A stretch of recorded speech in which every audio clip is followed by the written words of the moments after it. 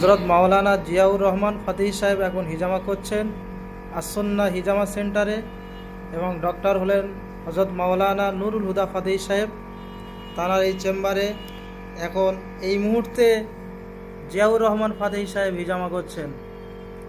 আপনার কেমন লাগছে জিয়াউর রহমান সাহেব ফাতেহি? বলেন। আসসালামু আলাইকুম ওয়া রাহমাতুল্লাহ।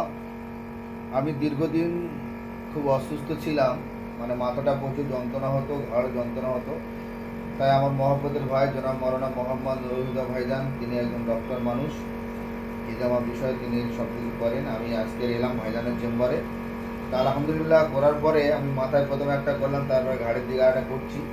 প্রথমটা করার পরে আলহামদুলিল্লাহ মাথাটা অনেক হালকা, ইনশাল্লাহ এখন খুব শরীরটা খুব ফিট লাগছে যেন আলহামদুলিল্লাহ। আমি তাই প্রত্যেককে বলবো, প্রত্যেকে চলে আসবেন, হিজামা করবেন, শরীর ফিট হয়ে যাবে ইনশাআল্লাহ। ইনশাআল্লাহ ইনশাআল্লাহ। ডক্টর কি এবার কি লিটার মাঝে উঠেছে?